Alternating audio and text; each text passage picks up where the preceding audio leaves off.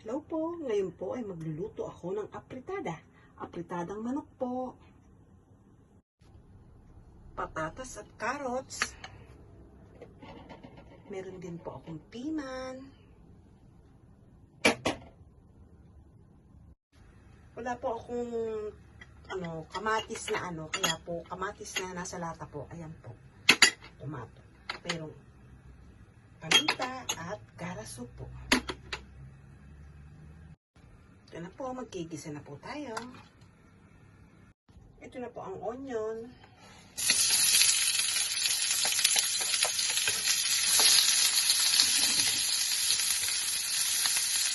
Po akong bawang, kaya po ito na lang po nasa tube. Konti lang po. Matis po.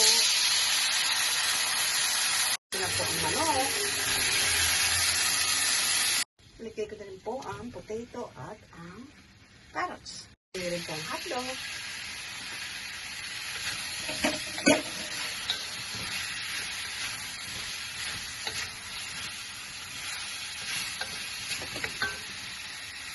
Ito na ang sabaw.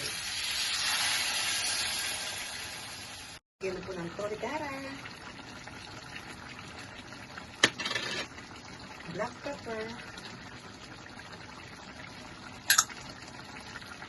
Lagyan na rin po ng konting oyster sauce. Konti lang po. Konti rin po toyo. Lagyan ko na rin po ang piman. Mekos-mekos lang po.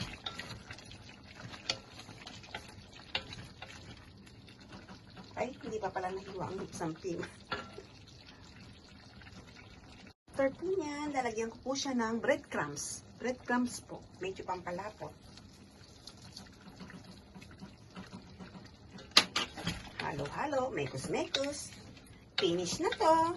Konting-konti na lang po. At okay na. Ang aking apritada.